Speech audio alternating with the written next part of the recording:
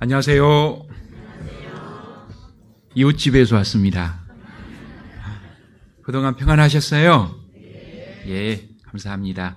함께 기도드리겠습니다. 사랑이 많으시고 은혜가 풍성하신 하나님 아버지, 저희 영혼을 구원해 주시고 천국 소망을 가운데 주님 나라와 의를 구하는 복음의 일꾼으로 살아가게 해주심을 감사드립니다. 늘 그 은혜 보답하는 마음으로 힘껏 주님을 위해 살아가다가 영광스럽게 저희 모두가 다 주님 앞에 설 수 있게 도와주시옵소서. 늘 주님이 가장 귀히 여기시는 영혼 전도에 대해 저희도 주님의 마음으로 끝까지 복음을 전하는 귀한 시간들로 채워주시기를 간구드립니다. 오늘 또 모이기를 힘쓰라는 주님의 말씀에 붙들려 함께 말씀 앞에 나오게 해주심을 감사드립니다. 한 주간을 살아가는 귀한 말씀으로 채워주시옵소서. 여러 가지 형편 때문에 함께하지 못한 성도들 어디 있든지 그리스도인으로서 합당하게 거하며 살아갈 수 있게 도와주시고, 병중에 있거나 고난 가운데 있는 성도들 또한 주님의 능력의 손길을 잘 의지해서 넉넉하게 그 어려움 감당할 수 있게 도와주시옵소서. 해외에서도 복음이 풍성히 전해지게 해주심을 감사드립니다. 함께 해주시고 또 풍성히 복음이 전해질 수 있게 역사하여 주시옵소서. 저희를 사랑하시고 구원해 주신 주 예수님 이름으로 기도드렸습니다. 아멘. 시편 118편 17절입니다. 118편 17절입니다. 구약성경 889페이지입니다. 시편 118편 17절입니다. 함께 읽겠습니다. 내가 죽지 않고 살아서 여호와의 행사를 선포하리로다. 요즘 평안하신가요? 예, 10분만 평안하십니다. 크게 두 가지 반응이 나타날 수 있다고 생각을 합니다. 먼저는 우리 시대에 얼마나 많은 불안한 일들이 일어나고 있습니까? 또 그런 사건, 사고 소식을 거의 실시간으로 우리가 접하고 있잖아요.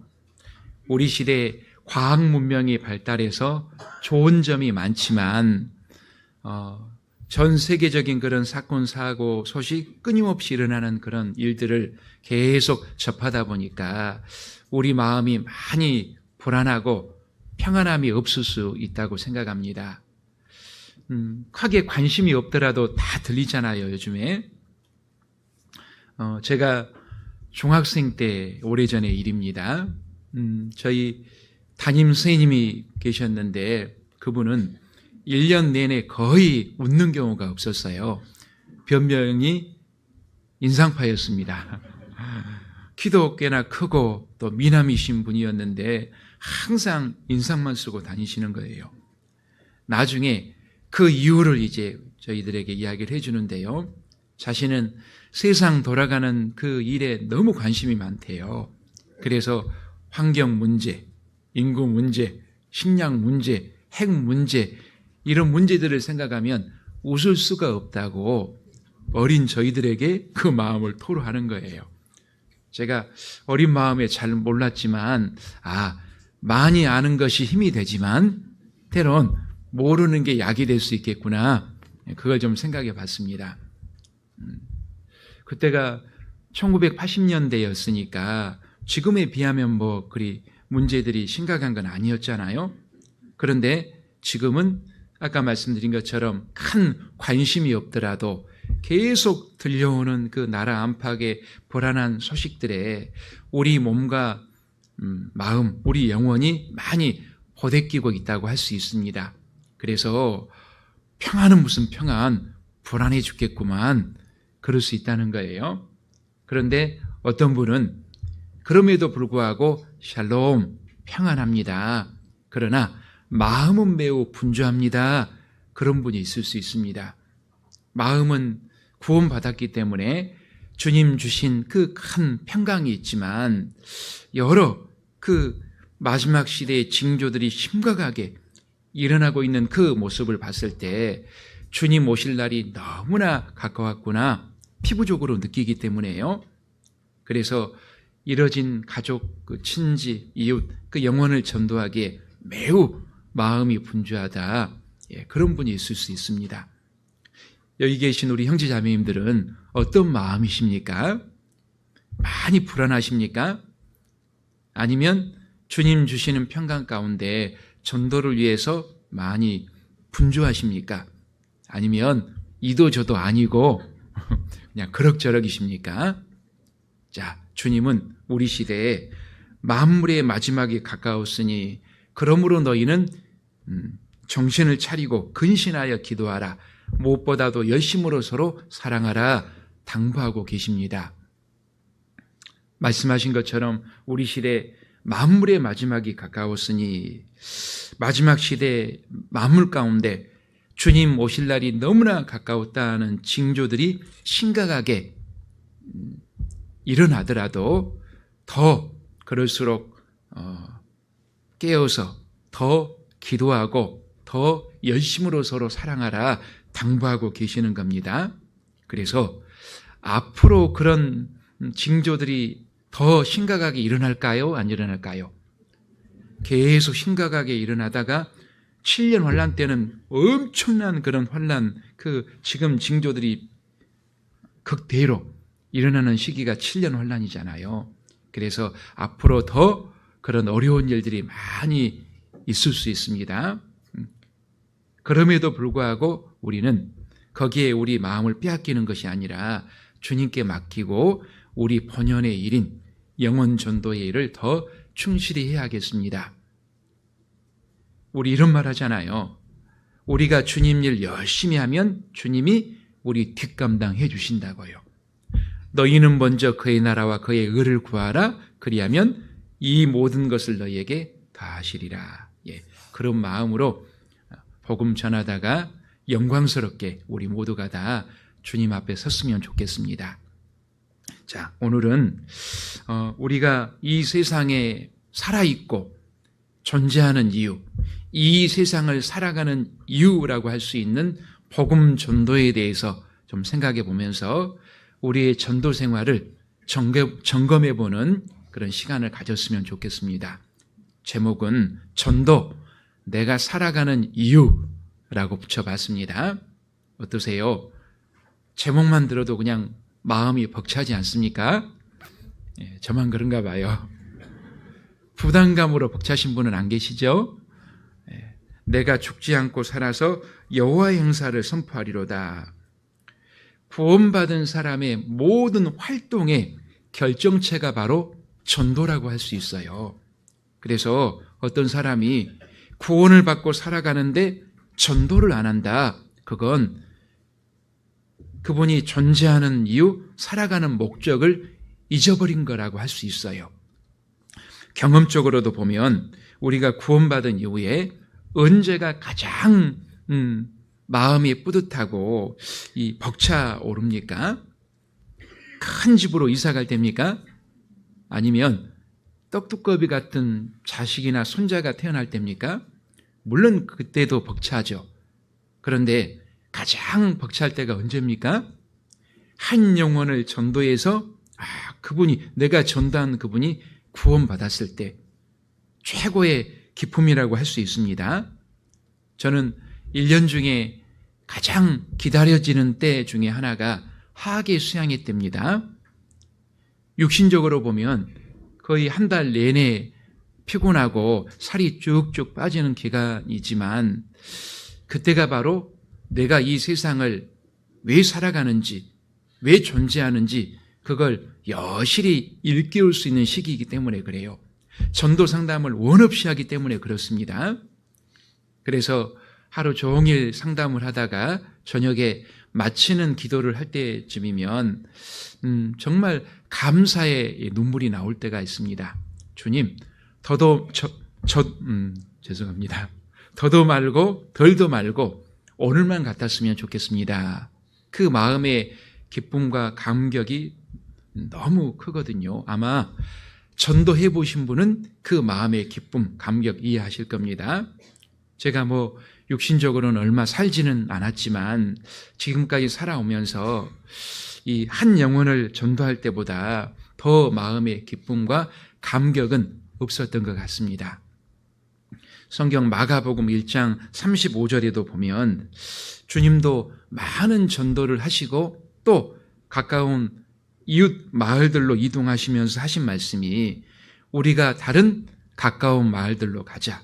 거기서도 전도하리니 내가 이를 위하여 왔노라 말씀하셨는데 주님도 이 세상에 오신 목적이 복음을 이루고 완성하기 위해 오셨지만 그 일을 위해서 쉴 수 없이 내가 이를 위하여 왔노라 한 영혼을 전도하는 일에 정말 쉴 틈이 없었다라는 것을 공생의 기간 동안 발견할 수 있습니다. 주님의 가장 훌륭한 사도라고 할 수 있는 사도 바울도 마찬가지였습니다. 사도행전 20장입니다. 24절 사도행전 20장 24절 신약 224페이지입니다. 224페이지 사도행전 20장 24절 함께 읽겠습니다. 나의 달려갈 길과 주 예수께 받은 사명 곧 하나님의 은혜의 복음 증거하는 일을 마치려 하면은 나의 생명을 조금도 귀한 것으로 여기지 아니하노라. 사도 바울은 자신이 이 세상을 살아가는 이유 자체가 하나님의 은혜의 복음 증거하는 일을 위해서 내가 살아간다라고 명확히 밝히고 있습니다. 그래서 바울은 내가 예수 그리스도와 그의 십자가에 못 박힌 것 외에는 아무것도 알지 아니하기로 작정하였노라. 결심하는 그런 모습도 볼 수 있습니다. 오직 전도만을 위한 삶에 전념할 거다. 각오하는 모습을 볼 수 있습니다.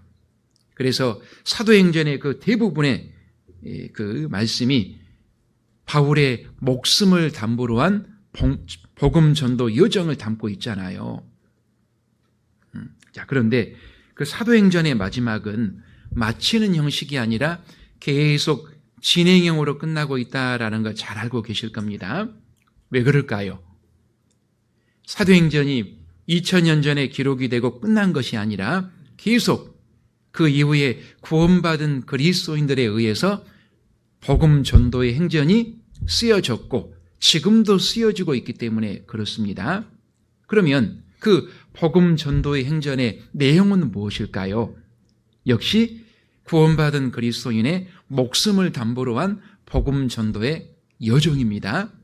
나의 달려갈 길과 주 예수께 받은 사명 곧 하나님의 은혜의 복음 증거하는 일을 마치려 하면은 나의 생명을 조금도 귀한 것으로 여기지 아니하노라.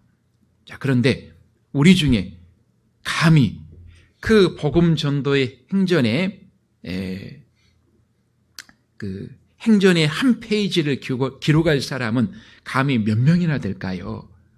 우리 각 개개인은 명함도 못 내밀 겁니다. 그런데 우리 개인은 할 수 없지만 우리 교인은 할 수 있는 거예요. 우리 개인은 약하지만 우리 구원받은 사람들이 하나가 되어서 복음을 위해 희생하고 순종하고 수고하는 그 하나하나의 역사가 하나님의 복음 전도의 행전 가운데 지금도 귀히 기록이 되고 있다는 거예요. 왜냐하면 구원받은 사람들이 사랑으로 하나가 될 때 그 가운데 주님이 역사하기 때문에 그렇습니다. 그래서 지금 시대적으로 여러 어려운 환경들이 있지만 그럼에도 불구하고 우리는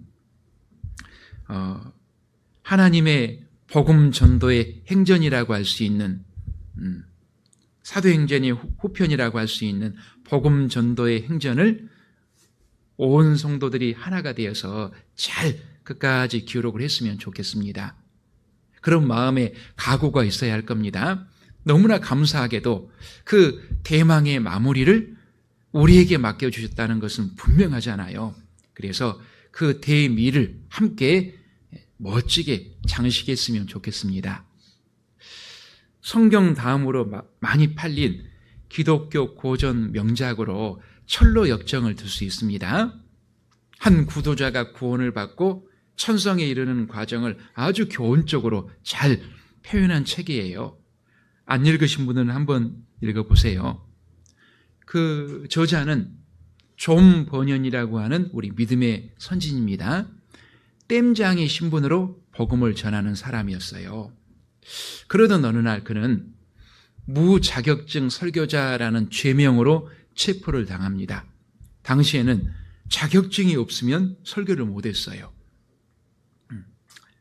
그래서 군인이 이제 그에게 자격증이 없이는 설교는 못한다는 걸 몰랐냐고 따지니까 그가 말하기를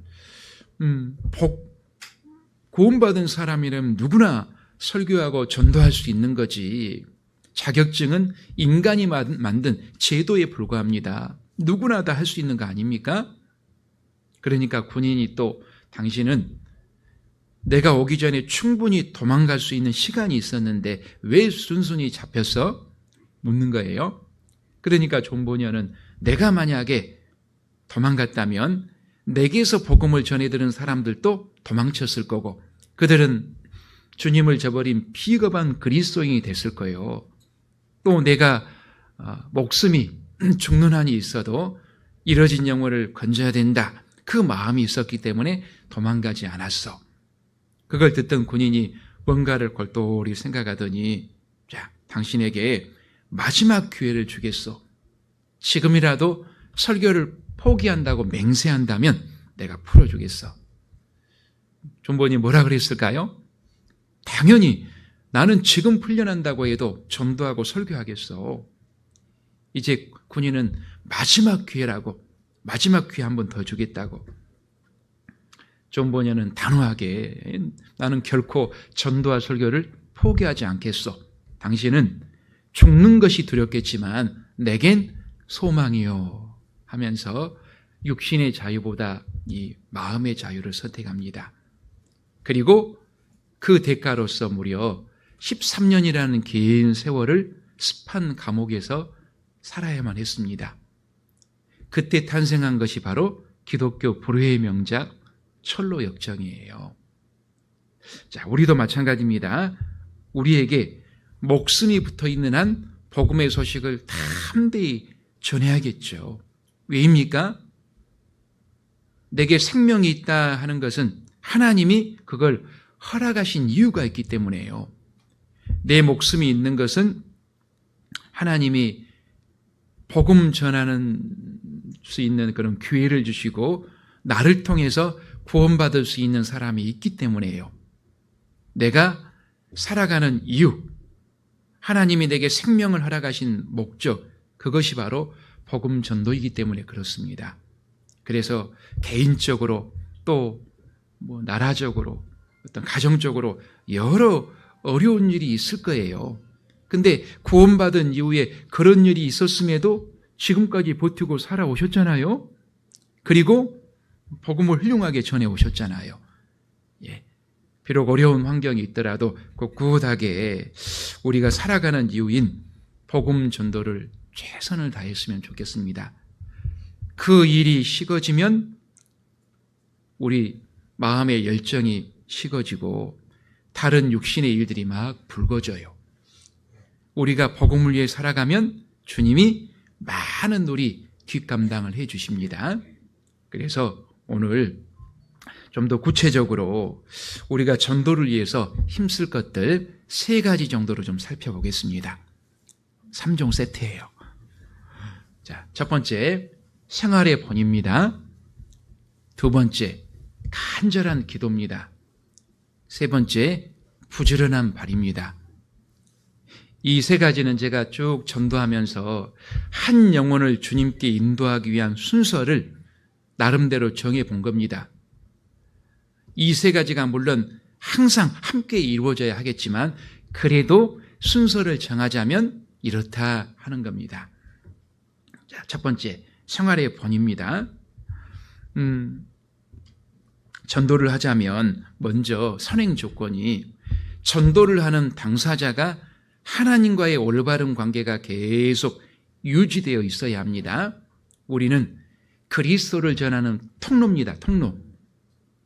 호수를 이용해서 물을 전달하는데 호수가 막혀보세요. 전달이 안 되는 거예요. 우리는 그리스도의 사신 대사입니다. 외교관이에요. 하나님 나라에서 복음 전파의 사명을 띠고 친히 이 세상에 파송된 하나님의 친권 대사다 들어보셨잖아요. 근데 여러 가지 이유로 인해서 내가 막혀 있다면 주님이 전해질 수가 없는 거예요. 자녀 교육을 생각했을 때도 자녀 교육을 100%로 잡았을 때 먼저 부모의 본이 되는 생활을 80%라고 이야기합니다. 마찬가지입니다. 우리가 여러 가지 이유, 죄 때문에 막혀 있다면 우리를 통해서 주님이, 복음이 제대로 전해질 수가 없는 거예요. 그래서 한 영혼을 주님께로 인도하려면 먼저 인도하는 당사자가 정말 구원받은 사람처럼 살아야 합니다. 너 말은 잘한다, 말이나 못하면 그런 소리 들으면 안 된다는 거예요. 자, 그리고 필요한 것은 전도는 궁극적으로 하나님께서 그 마음문을 열어주시고 하나님께서 역사해 주셔야지 한 사람이 구원받을 수 있잖아요. 그래서 하나님께서 정말 크게 역사해 주시기를 간절히 하나님을 의지하는 것, 그것이 전도를 위한 간절한 기도예요. 그래서 개인적으로도 교회적으로도 합심기도 얼마나 많이 합니까? 그리고 기도만 하고 끝나버린다면 될까요? 전도는 반드시 구원받은 사람을 통해서 이루어지도록 하나님이 하셨기 때문에 우리가 부지런히 발걸음을 움직이지 않는다면 전도의 역사는 미미할 수밖에 없습니다. 그래서 사도행전 2장 후반부에 보면 이제 오순절날 성령을 받은 성도들이 함께 모여서 전도하는 그런 모습을 볼 수 있는데, 먼저 안 믿는 사람들에게조차도 온 백성에게 칭송을 받았습니다. 그리고 그들은 전도를 위해서 함께 합심해서 힘껏 기도했어요. 그러니까 하나님이 전도의 문들을 계속 열어주시잖아요. 그러자 무엇이 닥칩니까? 엄청난 핍박, 박해가 닥칩니다. 그 제자들은 어떻게 해요? 거기서 주저앉아 버렸습니까? 아니요. 그 핍박을 피해서 흩어진 곳에서 부지런히 복음 전도의 발걸음을 움직였습니다. 그러니까 엄청난 구원의 역사가 일어나잖아요. 또 골로새서 4장 3절에도 보면 사도 바울이 골로새 교회 성도들에게 하나님께 복음 전도의 문을 열어주실 것을 좀 기도해달라고 기도 부탁하는 내용이 나옵니다. 그 이후 이제 하나님이 소아시아와 또 유럽 일대까지 풍성히 복음 전도의 문을 열어주세요. 그리고 사도들을 중심으로 당시 그리스도인들 많은 핍박에도 불구하고 하나님이 열어주신 그 복음 전도의 문을 향해서 힘껏 부지런히 발걸음을 움직입니다. 얼마나 많은 사람이 구원받았습니까? 많은 교회들이 탄생했잖아요. 이처럼 먼저 구원받은 사람이 생활적인 면에서 본을 보이는 가운데, 그리고 하나님께서 역사해 주시기를 함께 간절히 기도하는 가운데 부지런히 복음 전도의 발걸음을 움직였을 때 한 사람의 영혼이 구원받는 최고의 기적이 일어난다는 거예요. 오늘 이것들을 좀 더 구체적으로 생각해 보겠습니다. 자, 첫 번째, 생활의 본입니다. 어느 교회 모임에서 어떤 분이 아주 열정적으로 하나님께 은혜 받은 부분을 간증을 하고 있었습니다. 그래서 듣는 많은 분들이 큰 감동으로 이 분위기가 그런 거예요. 그런데 유독 한 부인만큼은 그 간증하는 사람을 계속 시종일관 노려보고 있는 거예요. 무슨 일이 있었을까요? 옆에 있는 사람이 이유가 궁금해서 물어보니까 이유인즉슨 그 간증하는 사람이 오래전에 자기 많은 돈을 떼먹었대요. 그러면서도 갚지 않고 있으면서 저렇게 큰 은혜 받았다고 간증하는 것이 참 기가 막힐 노릇이라고 한숨을 쉬는 겁니다. 어떠세요? 이 예화를 우리가 한번 묵상해 볼 필요가 있다고 생각을 합니다. 우리가 남의 돈을 떼먹지는 않겠죠. 그런데 교회 밖에서 내가 아는 사람이 없는 곳에서도 내가 정말 구원받은 사람으로서 올바른 모습을 가지고 살아가고 있습니까? 아니면 나도 이 경쟁사회 속에서 살아남아야 되니까 악착같이 이기적으로 살아가고 있지는 않습니까? 구원받지 않은 사람들이 우리가 구원을 받고 신실하게 살아가는 그리스도인이다 무엇을 통해서 알까요? 말뿐이 아니잖아요. 우리의 살아가는 모습, 말과 행동을 통해서 보고 아는 겁니다. 우리의 인격이 주님을 닮아가지 않고 우리가 다른 사람을 위해서 아무런 희생을 하지도 않으면서 주님을 믿고 주님의 제자다라고 한다면 그들이 봤을 때 껍데기 신앙인 거예요. 종교인에 지나지 않는 겁니다.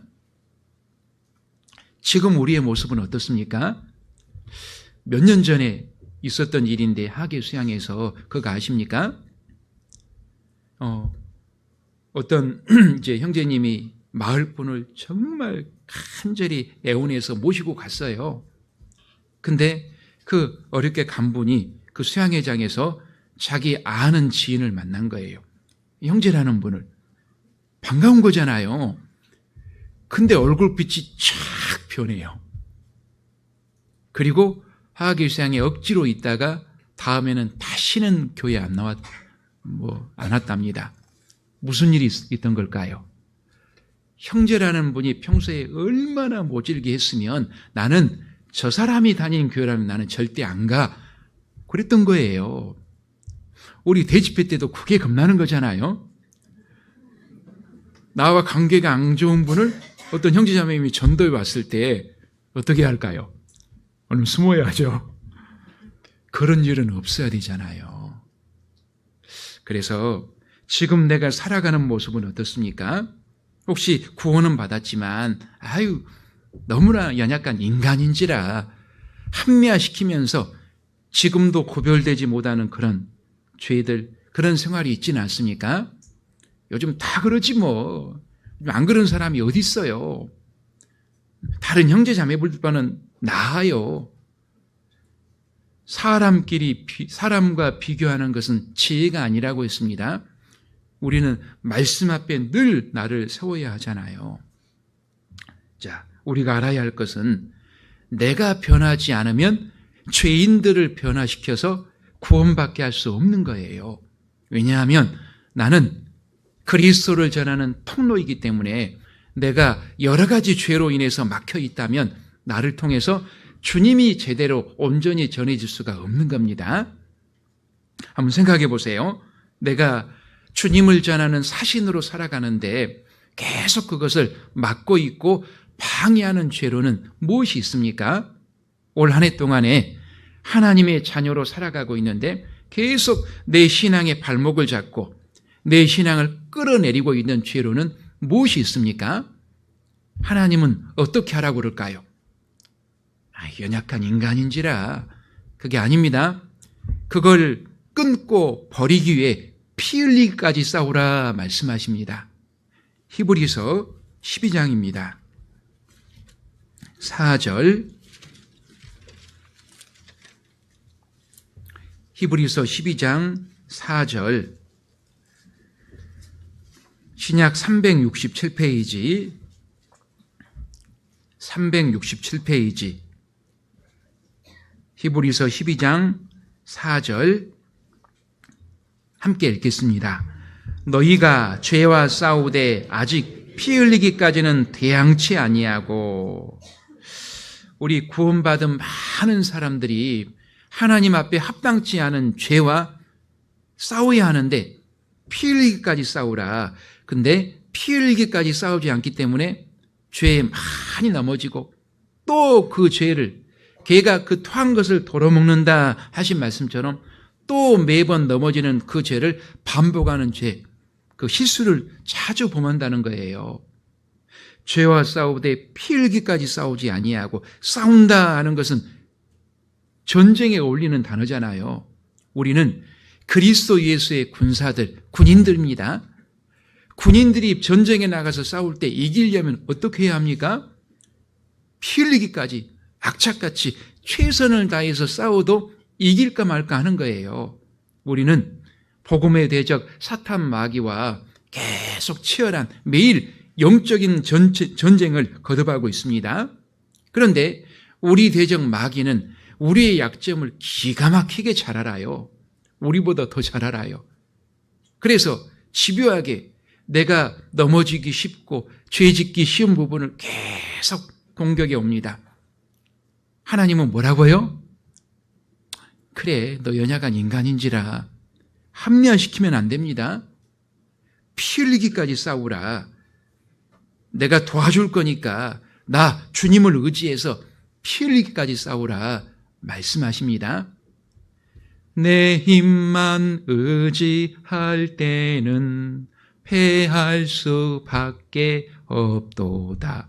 우리 힘만으로는 안 되잖아요.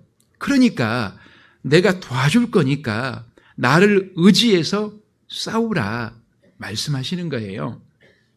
그런데 만약 피 흘리기까지 끝까지 대항치 않고 싸우지 않고 넘어지고 항복했다, 그러면 어떻게 될까요? 그때 주님으로부터 주어지는 것이 징계잖아요. 그 이야기를 5절에서 13절까지 하고 계십니다. 6절입니다. 6절, 주께서 그 사랑하시는 자를 징계하시고 그의 받으시는 아들마다 채찍질 하심이니라.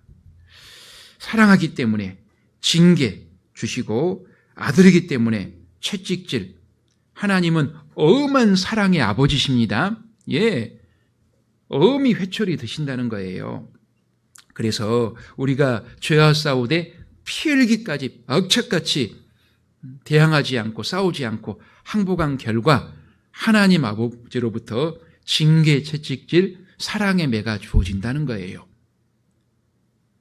하나님 아버지로부터 축복과 특권을 누리며 살아갈 존재가 하나님 아버지로부터 저주라고 할 수 있는 징계를 받는 거 너무나 합당치 않잖아요. 마귀가 비웃을 거예요. 꼴 좋다고요. 그런 사람이 또 하나님의 가장 크고 귀한 일이라고 할 수 있는 복음 전도의 일을 제대로 할 수 있겠습니까? 이 세상에서도 자기 앞가림도 못하는 아들에게 아버지의 귀한 일을 맡기는 사람은 없을 거예요. 아들이 한번 해본다고 억척같이 졸라서 한다고 해도 그 일은 거의 실패로 끝날 겁니다. 우리도 마찬가지입니다. 우리가 만약 그리스도인으로서 합당치 못한 죄를 끊지 못하고 버리지 못하고 살아간다면 하나님 아버지의 가장 귀한 일이라고 할 수 있는 복음 전도의 일, 거의 실패할 겁니다. 그래도 나는 전도가 되는데요? 전도만 하지 그분이 제대로 못 쓰잖아요. 나를 통해서 무엇을 보고 배우겠습니까? 그래서 디모데후서 2장 20절 21절에 보면 하나님이 어떤 사람을 일꾼으로 쓰시는지 말씀하시잖아요. 디모데후서 2장입니다. 20절.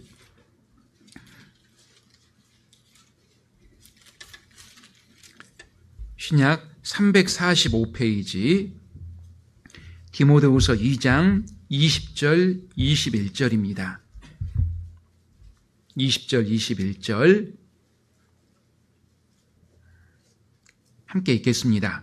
큰 집에는 금과 은의 그릇이 있을 뿐 아니요 나무와 질그릇도 있어 귀 쓰는 것도 있고 천이 쓰는 것도 있나니 그러므로 누구든지 이런 것에서 자기를 깨끗하게 하면 귀 쓰는 그릇이 되어 거룩하고 주인의 쓰심에 합당하며 모든 선한 일에 예비함이 되리라.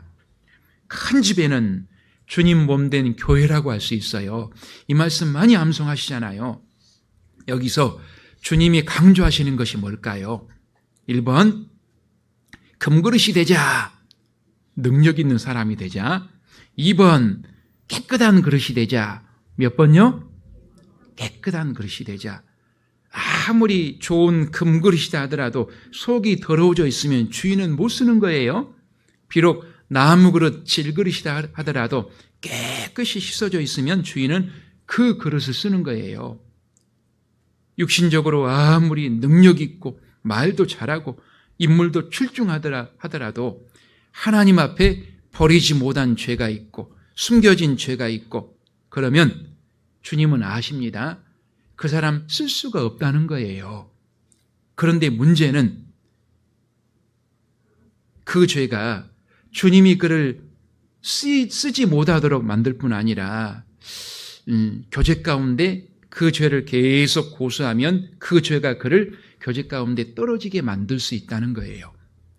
사람이 구원받았는데 가장 비참한 삶이 뭘까요? 교제 가운데 떨어지는 삶이에요. 그래서 사람이 내 안에 거하지 아니하면 가지처럼 밖에 버려 말라지나니 사람들이 이것을 모아다가 불에 던져 사르느니라. 너희는 세상이 소금이니 만일 소금이 그 맛을 잃으면 무엇으로 짜게 하리요? 아무 쓸데없어 밖에 버려 다만 사람들에게 밟힐 뿐이니라. 하나님 앞에서도 그렇고 세상 사람들에게도 정말 비난받는 그런 아무짝에도 쓸모없는 사람으로 전락할 수 있다는 거예요. 성경에 그 대표적인 인물이 롯이었잖아요. 롯, 아브라함 조카 롯. 세상 야망 때문에 아브라함을 떠났어요. 주님 몸된 교회를 떠난 그 모형과도 같아요. 어떤 경우에 있어서도 구원받은 사람은 교회, 교제에 떨어져서는 안 되잖아요. 나를 떠나서는 너희가 아무것도 할 수 없습니다. 근데 죄가 바로 그렇게 할 수 있다는 거예요. 성경에 또 데마가 그랬잖아요. 데마. 한때는 사도 바울의 동역자로서 열심히 복음을 전하다가 막판에 실패했습니다. 왜요? 데마는 세상을 사랑하여 나를 버리고 데살로니가로 갔고 세상을 사랑하는 그 죄, 그 마음을 끝까지 고수했기 때문에 교제 가운데 떨어진 거예요. 여러분 합당치 못한 죄, 그 죄를 끝까지 고수하고 버리지 않았을 때 그 죄가 나를 가장 비참하게 교제 가운데 떨어뜨릴 수 있다는 거예요. 그러면 우리 구원받은 사람의 가장 큰 소원 중에 하나가 어떻게 하면 좀 더 깨끗하게 구별되게 살아갈 수 있을까 하는 건데 매번 넘어지고 잘 안 되잖아요. 그 승리 비결이 무엇일까요? 주님은 뭐라고 말씀하실까요? 시편 119편입니다. 9절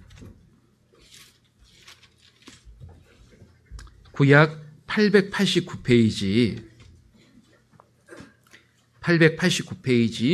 시편 119편 9절입니다. 함께 읽겠습니다. 청년이 무엇으로 그 행실을 깨끗게 하리이까? 주의 말씀을 따라 삼갈 것이니이다. 육신의 정욕이 가장 왕성하게 일어날 때가 언제입니까? 노년의 시기예요? 청년의 시기예요? 청년의 시기이죠.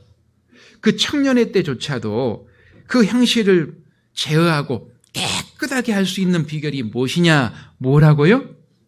주의 말씀을 따라 삼갈 것이니이다. 하나님 말씀이라는 거예요. 내 영혼을 지옥 갈 운명에서 건진, 살린 그 말씀이 내 생활 또한 변화시킬 수 있다는 거예요. 살릴 수 있다는 겁니다. 자, 그러기 위해서는 어떻게 하라고 말씀하십니까? 11절 함께 읽겠습니다. 내가 주께 범죄치 아니하려 하여 주의 말씀을 내 마음에 두었나이다. 주님 말씀을 어디에요? 가방 속에요? 책상 위에만요? 스마트폰에요? 내 마음판에 새겨야 하는데 그러기 위해서는 부지런히 말씀을 듣고 읽고 묵상하고 그리고 내 마음판에 말씀을 새겨야 합니다. 어떠세요? 요즘 무엇을 많이 접하고 무엇을 많이 읽습니까? 그거 아십니까? 내가 많이 접하는 것이 내 마음을 사로잡아요. 그리고 내 삶을 이끌어갑니다. 무엇을 많이 접합니까? 말씀이 아니라 다른 어떤 거 아닙니까? 하나님과 관련된 것보다 다른 세상적인 것을 더 많이 붙들고 살아가지 않습니까? 그래서 내 삶이 안 변한 거예요. 그게 나를 주관할 수밖에 없는 거예요. 그래서 늘 주님 말씀을 우리 눈앞에 두고 세상 필요한 것들은 좀 멀리하고 그리고 말씀을 마음판에 새기고 살아가야 하는 거예요. 말씀 읽기 생활은 어떻습니까? 저희 부안의 자랑거리인 은장의 할머니 한 분이 계세요. 올해 83세십니다. 성경을 일독을 하세요. 그것도 한 달에 한 번씩. 해마다요. 이야, 대단하죠? 작년에 12독을 넘게 하셨어요. 교회에 구원받고 오셔서 글을 좀 더 잘 아셨는데, 이야, 얼마나 대단하신가요? 콩나물시로 아시죠? 아신 분들은 연식이 좀 되신 분들이에요. 젊은 분들은 콩나물시루가 뭐야? 콩나물을 키우는 그릇이에요. 근데 그 아래를 보면 구멍이 숭숭 뚫려 있어요. 물을 주더라도 다 빠져버리는데 어떻게 이게 콩나물을 키울까? 그래도 물을 주지 않으면 콩나물이 시들어 버립니다. 사람 보기에는 물이 빠져나간다 하지만 계속 번거롭지만 계속해서 물을 주는 작업을 통해서 콩나물이 자라는 거예요. 이것이 바로 우리 개인 신앙 성장의 원리이자 죄와 싸워서 승리하는 비결이라 할 수 있습니다. 계속 말씀을 개인적으로 읽고 또 모임에 나와서 주일 말씀, 수요일 말씀, 모임에서 말씀을 듣는 가운데 가랑비에 옷 젖는다라는 표현처럼 말씀이 마음에 박혀요. 새겨집니다. 그리고 그 말씀이 내 신앙을 성장시켜요. 그리고 내 신앙이 자란 만큼 죄와 마귀와 싸워 이길 수 있는 힘이 길러지는 거예요. 자, 그래서 개인적으로 말씀을 부지런히 가까이 하고 읽어야 합니다. 그것이 내 신앙을 세우는데 큰 힘이 되기 때문에 그렇습니다. 그리고 우리가 말씀을 혼자 깨닫기는 많이 부족해요. 한계적인 부분에 많이 부딪힙니다. 그래서 성경은 능히 모든 성도와 함께 지식에 넘치는 그리스도의 사랑을 알아간다 하신 말씀처럼 이처럼 믿음의 가정인 교회에 나와서 성도들과 함께 말씀을 배우는 게 필요합니다. 그래서 주일 말씀뿐만 아니라 수요 말씀도 모든 성도님들이 교회에 나와서 함께 배우는 것이 꼭 필요한 거예요. 수년 전에 한 형제님께서 제게 이런 말을 해주셨어요. 그분의 신앙 정도를 좀 평가해 보려면 그분이 수요일날 교회에 나와서 수요 말씀 듣는가 안 듣는가 그걸 보면 알 수 있대요. 많은 공감이 되었습니다. 어떠세요? 나는 수요일 너무 바빠. 산더미같이 일이 있어서 못 나와. 그렇게 포기해버리고 있지 않습니까? 우리가 이런 말이에요. 아무리 바빠도 먹고 살자고 하는 건데 하면서 그래도 식사는 챙겨 먹으려고 해요. 아무리 바빠도요. 마찬가지입니다. 아무리 바빠도 마음이 있으면 챙겨 들을 수가 있더라고요. 저는 교회에서 말씀을 가장 많이 접하는 전도인입니다. 저조차도 주일 말씀만 듣고 그 말씀만 듣고 끝내버린다면 많은 신앙의 힘이 없을 거예요. 그래서 저도 제 신앙을 위해서 수요 말씀은 꼭 챙겨 들으려고 노력합니다. 쉽게 말하면 주일 말씀 듣고 문 열고 나가면요. 몇 프로 나가버려요? 30% 나가버려요. 그것도 조금 나간 겁니다. 그리고 밥 먹고 차 한잔하고 집에 가려고 차에 오를 때 몇 프로 더 나가요? 20% 더 나가요. 그렇게 하루 이틀 살아가다가 말씀이 바닥나는 시점이 언제냐? 수요일이에요. 그 저녁에 와서 말씀 바닥치는 그 저녁에 수요일 날 와서 말씀을 들어줬을 때 남은 일주일을 잘 버티고 승리하면서 살아갈 수 있는 겁니다. 만약 그러지 않고 주일 말씀만 듣고 말아버린다면 많은 경우 세상에서 그냥 다음 주일날 올 때까지 넘어지고 막 쥐어 터지고 그리고 올 수밖에 없는 거예요. 그래서 아무리 바쁘셔도 꼭 수요일은 교회 나오셔서 좀 여유 있는 마음으로 함께 말씀을 배웠으면 좋겠습니다. 이게 중요한 것이 되게 말씀에 대한 열정이 전도 열정으로 그대로 이어져요. 그래서 우리 개인 신앙 성장을 위해서도 그렇고요. 교회가 힘껏 복음을 전하기 위해서 좀 더 많은 분들이 수요일 교회에 와서 꼭 말씀을 듣는 것이 필요합니다. 되게 그 교회가 성장 성숙의 궤도를 잘 가고 있다, 그걸 판단해 보려면 수요일 날 어느 정도 말씀을 오셔서 듣는가, 그걸 보면 알 수 있습니다.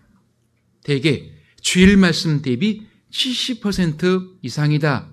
그래도 잘 가고 있는 교회구나 판단할 수 있거든요. 우리 전주 북부교회 같은 경우는 주일날 한 150명 오신다. 그러면 적어도 수요일날 100명 이상은 오셔서 들으셔야 돼요. 100명 훨씬 넘게 오시죠? 네. 아마 잘하고 계실 겁니다. 자, 우리가 이처럼 말씀에 붙들려 살아갈 때 마귀와 싸워 이길 수 있는 힘이 길러지는 겁니다. 그리고 우리 생활이 변해요. 그리고 변한 생활이 이뤄진 영혼들에게 향기로 전해져서 그들을 그리스도께 인도할 수 있는 촉매제가 되는 거예요. 자, 첫 번째, 생활의 본 가장 먼저 힘써야 할 겁니다. 그리고 두 번째, 간절한 기도입니다. 역대하 16장입니다. 9절.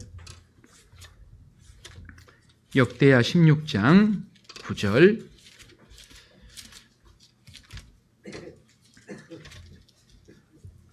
구약 676페이지.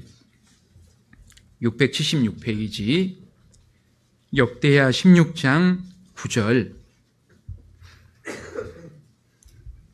9절. 함께 읽겠습니다. 여호와의 눈은 온 땅을 두루 감찰하사 전심으로 자기에게 향하는 자를 위하여 능력을 베푸시나니 이 일은 왕이 망령되이 행하였은즉 이후부터는 왕에게 전쟁이 있으리이다 하매. 하나님의 눈은 온 땅을 두루 감찰하사 전심으로 자기에게 향하는 자를 위하여 능력을 베푸시나니. 어떠세요? 우리에게 기도 의욕을 불러일으키는 말씀이지 않습니까? 하나님은 지금 이 순간에도 지구 온 땅을 구석구석 살피고 계신대요. 감찰하고 계신대요. 이유가 무엇입니까? 간절히 하나님께 향하는 자, 간절히 하나님을 원하고 기도하는 자, 그 사람을 찾으려고요. 찾아서 뭐 하시게요? 능력을 베푸시나니, 전능하신 능력을 베푸시려고요. 전능하신 능력으로 기도 응답을 해 주시려고요. 어떠세요? 그 하나님의 찾고 찾으심에 발견되고 싶지 않으십니까? 이건 로또 대박보다 더 큰 횡재예요. 그러면 하나님의 그 눈에 발견되려면 어떻게 해야 된다고요? 전심으로 하나님께 향하는 자, 간절한 마음으로 하나님을 찾고 기도하는 그 사람이 되어야 할 겁니다. 어떠십니까? 지금 나의 기도 생활을 보면 어떠세요? 잘하고 계십니까? 기도하지 않는 사람, 하나님 앞에 정말 교만한 사람이다 들어보셨죠? 왜 그럴까요? 기도하지 않는 게 왜 정말 교만한 걸까요? 그 마음판에 이게 깔려 있어요. 나는 하나님 도움 없이도 내 힘, 내 능력으로 얼마든지 할 수 있어. 그 마음이 있기 때문에 하나님 의지하지 않는 거예요. 기도하지 않는 겁니다. 근데 그거 아십니까? 하나님은 기도하는 나를 통해서 역사하십니다. 기도하는 나를 통해서 내 삶을 변화시키고 하나님의 능력을 나타내시는 거예요. 과거 광복 이후에 이런 일이 있었습니다. 평양 어느 이제 마을에 한 무시감 목사님이 부임을 했습니다. 그 목사님은 학식이 별로 없고 설교도 별로 잘하지 못해요. 그런데 교회는 계속 부흥이 되는 거예요. 그러던 어느 날 연마을에 미국에서 오랫동안 공부해왔던 유시간 목사님이 부임해 왔어요. 이제 많은 사람들은 이 무시간 목사가 담임하는 교회보다 훨씬 더 빨리 교회가 부흥할 거라고 예상을 했습니다. 그런데 이상하게 교회가 부흥이 안 되는 거예요. 유시간이가 많이 알고 언변도 좋고 모든 면에서 무시간 목사보다 뛰어난데 부흥이 안 되는 거예요. 어느 날 그 유시간 목사가 자존심을 내려놓고 무시간 목사를 찾아갔답니다. 그리고 교회 부흥 비결을 물어본 거예요. 그 무시간 목사가 대답하기를, 예, 목사님, 저는 비록 유시간 설교는 못합니다. 그러나 저는 하루에 많은 시간을 강단에서나 교회 지하실에서 엎드려 기도하고 있습니다. 그 비결이 바로 기도입니다라고 이야기해 줬답니다. 이 일화를 제가 접하면서 많은 공감이 되었습니다. 제가 이전 교회들을 담임하면서 정말 기도의 중요성에 대해서 실감하는 많은 체험들을 했거든요. 비록 저는 너무나 부족하지만 이제 주님 능력을 받고 주님 능력이 나타나는 게 중요하기 때문에 가장 힘쓴 것 중에 하나가 교회 성도님들을 위한 기도, 그리고 잃어진 영혼들을 위한 기도, 그 부분이었다고 할 수 있습니다. 그래서 실제로 제가 교회 성도님들을 위한 기도를 많이 하면 할수록 정말 그분들의 신앙이 많이 세워지는 모습을 봤고, 반면에 제 기도가 줄어들면 줄어들수록 힘을 잃고 살아가는 모습도 많이 지켜봤습니다. 그래서 제 마음속에 각오가 새겨지더라고요. 과거 사무엘 선지자가 이스라엘 백성들을 위해서 결심했잖아요. 내가 그들을 위해서 기도 쉬는 죄를 결코 범치 않겠다. 그런 각오처럼 저도 하나님께 기도를 많이 했었습니다. 우리 성도님들을 위해서 기도 쉬는 죄를 하나님 범치 않게 해주십시오. 그걸 통해서 주님이 제게 가르쳐 주신 것이 있다면, 목회라고 하는 것은 바로 무릎으로 하는 거구나 가는 그런 체험들을 많이 하게 해주셨습니다. 자, 그래서 우리가 이 성도님들을 위해서, 잃어진 영혼들을 위해서 계속 기도하는 것이 필요합니다.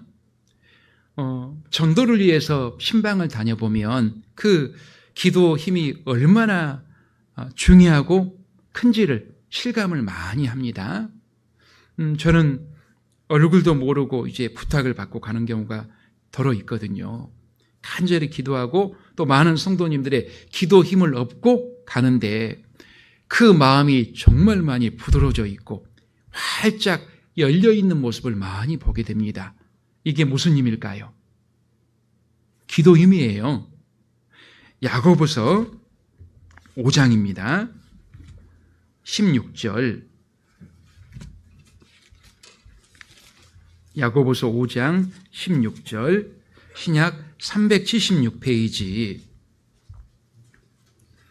376페이지. 야고보서 5장 16절. 함께 읽겠습니다. 이러므로 너희 죄를 서로 고하며 병 낫기를 위하여 서로 기도하라. 의인의 간구는 역사하는 힘이 많으니라. 엘리야는 우리와 성정이 같은 사람이로되 저가 비 오지 않기를 간절히 기도한즉 3년 6개월 동안 땅에 비가 아니오고 다시 기도한즉 하늘이 비를 주고 땅이 열매를 내었느니라. 자, 여기 과거 구약시대 우리 믿음의 선진이었던 엘리야 한 사람이 간절히 기도하니까 무려 3년 6개월 동안 비가 안 오다가 또 다시 기도하니까 3년 6개월 만에 비가 내렸다는 거예요. 이처럼 의인의 간구, 간절한 기도는 역사 하나님이 뭐라고요? 많다고요. 의인의 간구는 역사 하나님이 많으니라. 그래서 우리 성도님들의 간절한 기도가 이 세상에 하나님의 능력을 나타나게 한다는 거예요. 그래서 기도를 표현하기를 기도는 하나님의 전능하신 손길을 이 세상에 끌어내는 힘, 끌어내는 방법이 바로 기도다 들으셨잖아요. 그래서 먼저는 우리 성도님들을 위해서 많이 기도해야 합니다. 옆에 계신 성도님들 사랑하십니까? 사랑 안 하십니까? 두말하면 잔소리죠. 사랑하죠. 근데 뭘로 그걸 보이실래요? 성도 사랑의 첫걸음이 뭔지 아세요? 서로를 위해 기도해 주는 거예요.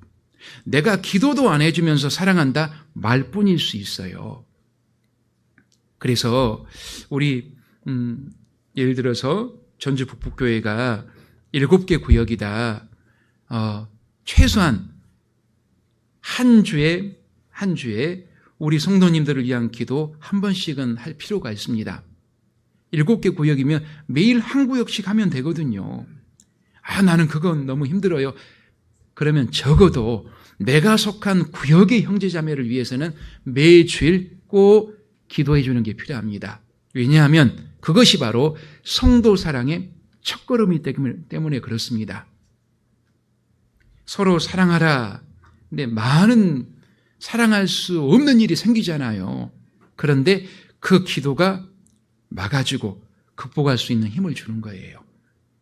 그리고 이뤄진 영혼을 위한 기도도 많이 해야 합니다. 특히 합심기도 많이 하시잖아요. 그거 정말 중요합니다. 요한복음 16장입니다. 23절 요한복음 16장 23절 신약 176페이지 16장 23절 24절을 함께 읽겠습니다. 그날에는 너희가 아무것도 내게 묻지 아니하리라. 내가 진실로 너희에게 이르노니 너희가 무엇이든지 아버지께 구하는 것을 내 이름으로 주시리라.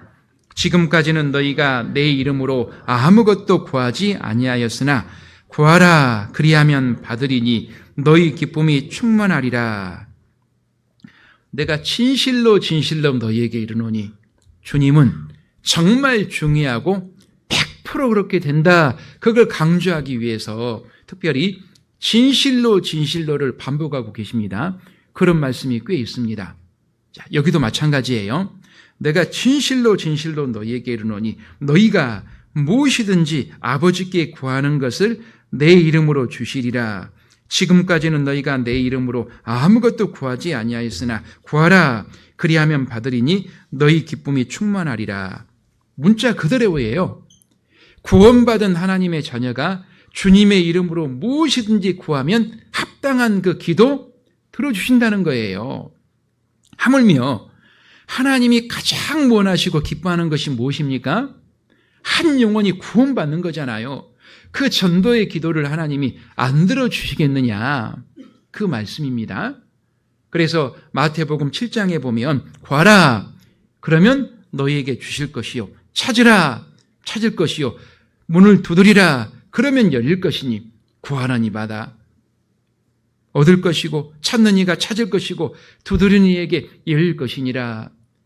마음의 간절한 소원을 계속 구하라고 여러 표현으로 반복하고 계십니다. 이 성경 가운데 기도하라는 말씀이 얼마나 많이 나온지 아십니까? 신구약 합쳐서 몇 번이나 나올까요? 거의 1000번이에요. 세상에. 하나님은 기도가 정말 중요하기 때문에 많은 선지자들, 사도들을 통해서 계속 강조하고 계시는 겁니다. 이런 하나님의 무한한 약속이 있는 기도 생활 어떻게 하고 계십니까? 혹시 너무 미약하지 않습니까? 그래서 내가 기도하지 않기 때문에 실은 이 하나님의 무한한 약속이 우리 지역에, 내 가정에, 우리 교회에, 우리 삶 가운데 역사하지 않는 거라고 할 수 있어요. 기도의 능력을 우리보다 더 잘 아는 존재가 있다 그러죠. 누굽니까? 마귀요, 마귀. 그래서 마귀가 가장 두려워하는 것 중에 하나가 뭐라고요? 그리스도인의 기도요. 기도. 그래서 어떻게 해서든지 우리 기도 못하게 하려고 해요. 마귀의 기도 방해 전략을 보면요, 얼마나 간교한지 몰라요. 우리 기도 못하게 하려고 더러는 우리의 많은 일을 도와주기도 해요. 왜요? 우리 바빠버리면 아이고 기도할 시간도 없네. 바쁘게 만들어서 기도 못하게 하려고요. 우리가 아무리 열심히 있는 성경의 박박사라고 하더라도 기도 없으면 마귀 우리 두려워하지 않아요. 기도 없는 우리 삶, 노력, 수고, 마귀 우리 비웃고 조롱할 거예요. 그런데 우리가 기도하면 마귀는 두려워합니다. 주님은 마귀를 대적하라. 그리하면 그가 너희를 피하리라 말씀하십니다. 그런데 우리가 마귀를 대적할 수 있는 가장 적극적인 방법이 뭔지 아십니까? 기도하는 거예요. 우리가 기도하지 않기 때문에 한 영혼을 건지는데 승리 고지가 바로 저기예요. 근데 기도하지 않기 때문에 늘 실패의 그림자가 따라다닌다는 거 아십니까? 전도 집회 앞두고 철새까지 오기로 했어요. 기도 소홀히 했어요. 무슨 일이 꼭 생긴다니까요. 예, 끝까지 기도로 시작해서 마지막 그날까지 간절히 기도해야지 그런 여건들을 하나님이 막아주시잖아요. 근데 우리는 이걸 모르는 게 아니에요. 알아도 정말 잘하는데 기도 등한이에요. 기도는 철저히 자기 자신과의 싸움이잖아요. 그래서 나만의 겟세마네 동산이 있어야 한다고 생각합니다. 과거 주님이 겟세마네 동산에서 수시로 때론 밤이 맞도록 땀방울이 핏방울이 되도록 간절히 기도하셨던 것처럼 나도 나만의 겟세마네 동산에서 정말 기도에 힘쓰는 그런 삶이 필요할 겁니다. 나는 장소가 없어요. 화장실이라도 괜찮아요. 제가 군대에 있을 때 화장실이 제일 좋은 기도처더라고요. 너 냄새 나는데 뭐해? 주님 안 그럽니다. 찾아보면 있습니다. 기도를 항상 힘쓰고 기도의 감사함으로 깨어있으라. 그래서 기도 등한히 하셨던 분들, 별로 안 하신 분들 먼저 어렵게 생각하지 마시고 나를 위한 기도부터 시작하세요. 자기 자신을 위한 기도. 그리고 나를 위한 기도가 주 기도였다 하신 분들은 기도의 영역도 좀 확장시켜야 합니다. 다른 사람들, 교회를 위해서, 이뤄진 영혼을 위해서, 해외 전도를 위해서 기도의 영역을 확장시키는 게 필요합니다.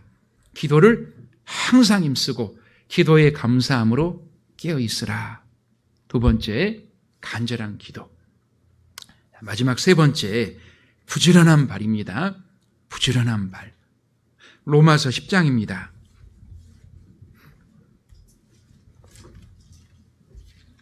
14절. 로마서 10장 14절. 신약 253페이지. 253페이지. 로마서 10장 14절.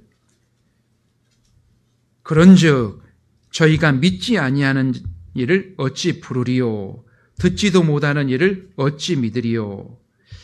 전파하는 자가 없이 어찌 들으리요? 보내심을 받지 아니하였으면 어찌 전파리요? 기록된 바 함께 읽겠습니다.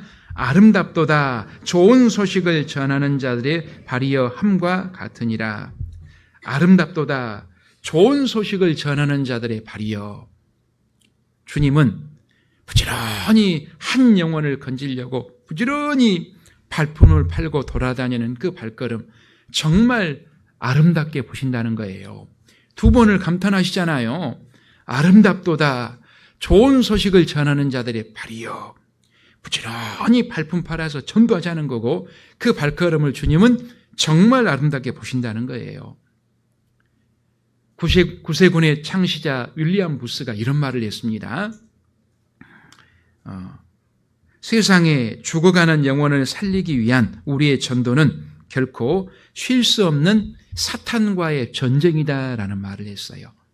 그가 어느 날 지위가 높은 장군의 집을 방문을 했습니다.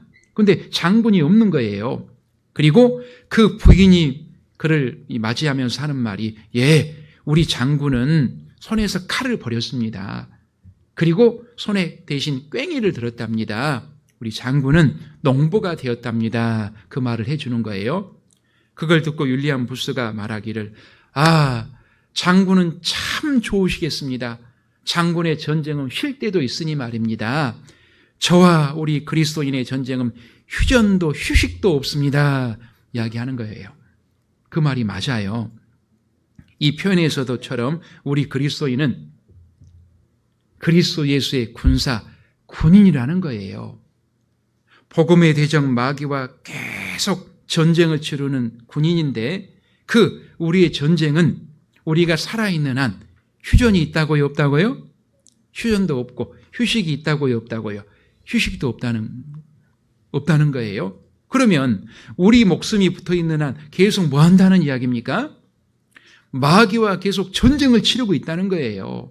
무슨 전쟁일까요? 한 영혼을 얻어 천국에 보내느냐, 한 영혼을 빼앗겨서 지옥에 보내느냐, 필사적인 영적인 전쟁 중이라는 거예요. 거기서 만약 우리가 나태한 마음을 가지고 전쟁을 소홀히 치러버린다면 무슨 일이 벌어질까요? 실제로 내게 맡겨주신 그 영혼, 영원히 이루어지는 그 일이 벌어지는 거예요. 거기에 내 사랑하는 아내가 있을 수 있고, 내 사랑하는 남편이 있을 수 있고, 하나밖에 없는 내 자식이 있을 수 있어요. 한번 생각해 보세요. 내 사랑하는 가족들이 마귀에게 끌려서 지옥에 가는 모습을 내가 눈으로 볼 수만 있다면 어느 누가 그걸 보고만 있겠습니까? 내 목숨 돌아보지 않고 그냥 억착같이 막아설 거예요. 울부짖으면서 막아설 거예요. 그 간절히 울부짖고 막아서는 그 외침이 뭐냐? 부지런히 전도의 발걸음을 움직이는 행위라는 거예요. 말뿐이 아니라요, 기도뿐이 아니라요, 실제로 간증을 하고 기도 부탁을 하고 주님 의지했으면 부지런히 발걸음을 움직이는 행위가 필요합니다. 주님도 한 사람을, 그 영혼을 온 천하보다 사랑하셨잖아요. 그 일을 위해서 십자가에서 그 고난 다 참으셨습니다. 그리고 공생애 동안 얼마나 부지런히 쉴 틈이 없이 영혼을 전도하셨습니까? 말뿐이 아니셨잖아요. 실제로 부지런히 움직이셨잖아요. 마가복음 1장입니다. 35절.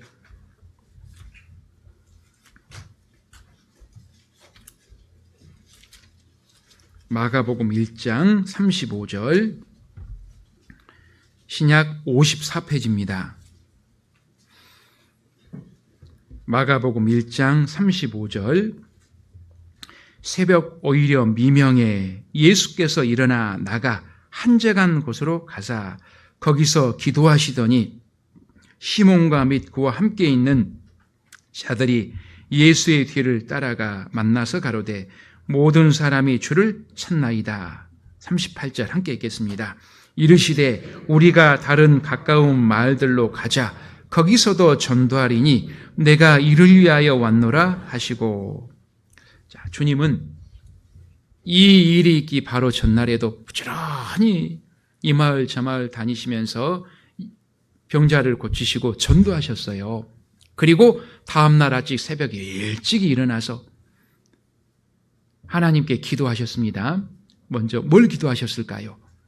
많은 잃어진 영혼들, 불쌍한 영혼들을 위해서 기도하셨을 거고, 또 제자들을 비롯한 많은 일꾼을 세워주실 것을 기도하셨을 거예요.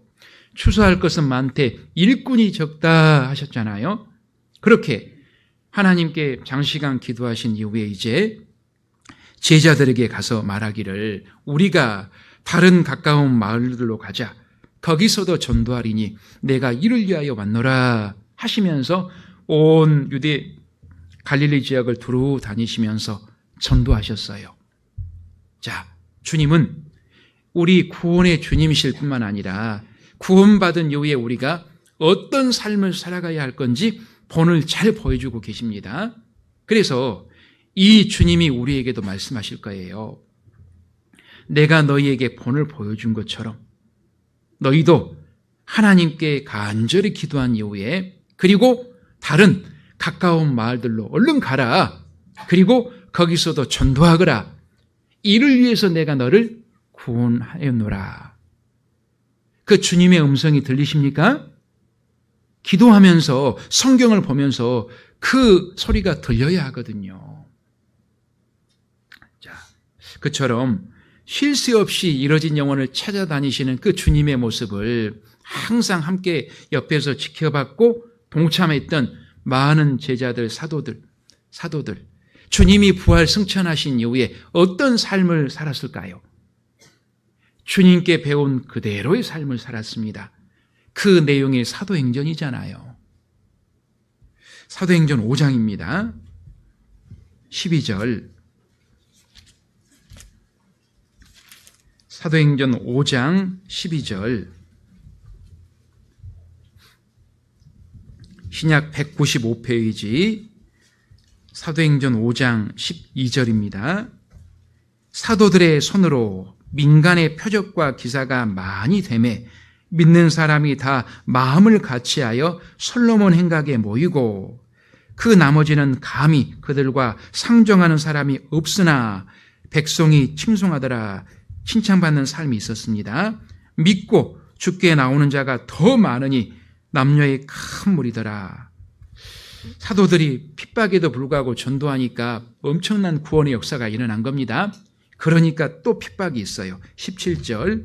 대제사장과 그와 함께 있는 사람, 즉 사두개인의 당파가 다 마음에 시기가 가득하여 일어나서 사도들을 잡아다가 옥에 가두었더니, 종교가들이 시기가 나서 사도들을 감옥에 넣은 겁니다. 그리고 40절.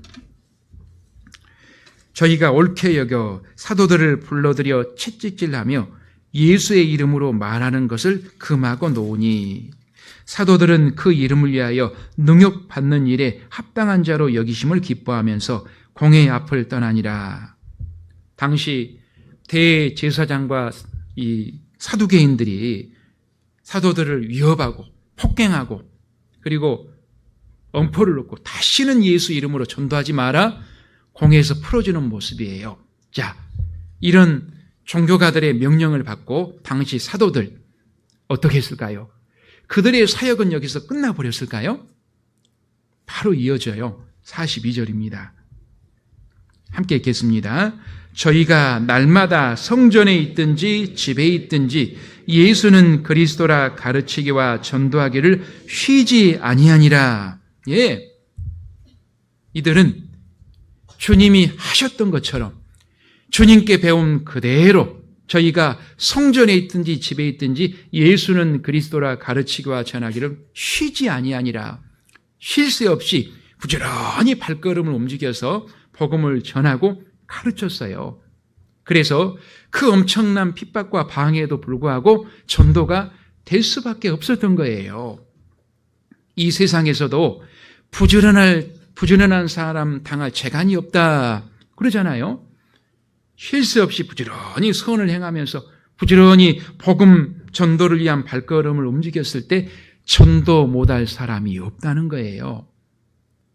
신방을 다닐 때마다 마음 깊이 느껴지는 것은 내가 발품을 조금이라도 더 팔면 한 사람의 영혼이라도 더 건질 수 있을 건데 정말 실감을 합니다. 왜일까요?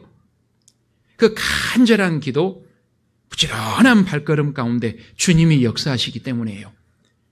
강팍한 마음들도 열어주신다니까요. 영화 쉰들러 리스트 마지막 장면 잘 아시죠?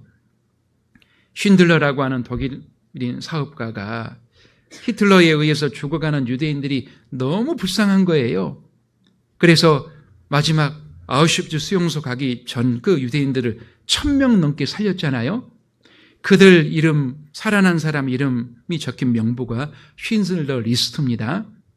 이제 독일이 패망하고 쉰들러도 공장문을 닫고 가려고 하는데 건짐을 받은 많은 유대인들이 감사함의 표시로 반지 하나를 선물합니다. 그때 쉰들러가 흐느끼면서 하는 그 말이 우리 심금을 울리잖아요. 자기 타고 갈 차를 가리키면서 야, 내가 이 차를 팔았다면 적어도 10명은 더 건질 수 있었을 건데 자기 배지 이거 금이니까 이거 팔았다면 내가 적어도 2명은 더 건질 수 있었을 건데 내가 안 한 거야. 내가 안 한 거야. 큰 감동을 주잖아요. 자, 이 신들러의 외침은 우리 사랑하는 가족들이 구원받지 못하고 죽음을 건너갔을 때 지옥 간 거잖아요. 땅을 치며 후회하는 나의 흐느낌이 아닐까요? 내가 한 번만 더, 조금만 더 구원했으면 좋았을 건데, 내가 조금만 더 담대했으면 좋았을 건데, 내가 가지고 있는 물질, 돈을 들여서 그 마음을 조금만 더 열었으면 좋았을 건데, 내가 안 한 거야. 내가 안 한 거야. 얼마나 후회가 넘치겠습니까? 우리에게 이런 후회의 일이 조금이라도 더 적으려면 어떻게 해야 할까요? 예, 지금 보고 있는 것처럼 아름답도다 좋은 소식을 전하는 자들의 발이요. 주님이 정말 아름답게 보시고 능력으로 역사하시는 그 발을 가지고 때를 얻든지 못 얻든지 부지런히 복음을 전해야 할 겁니다. 우리는 안내자예요. 내가 그 사람 구원시키는 게 아닙니다. 부지런히 안내하면 예, 하나님이 역사해 주십니다. 그런데 가끔 우리가 때를 얼마나 많이 봅니까? 지금은 아닌가벼. 우리가 때를 보라고 안 했어요. 우리가 할 일은 때를 얻든지 못 얻든지 부단히 힘쓰는 거고 주님이 때를 만나게 해주시는 거예요. 핑계대지 말고 우리 부지런히 발걸음을 움직였으면 좋겠습니다. 그리고 한 사람이라도 더 건졌으면 좋겠습니다. 자, 오늘 내가 살아가는 이유인 복음 전도를 위해서 꼭 우리에게 필요한 거 3가지를 말씀드렸습니다. 첫 번째가 무엇입니까?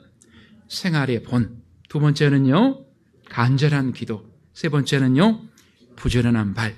예, 우리가 익히 알고 하고 있는 것들이지만 좀 더 분발해서 이 마지막 시대, 그 복음 전도의 행전 마지막을 멋지게 함께 잘 마무리를 했으면 좋겠습니다. 그렇게 하시게요?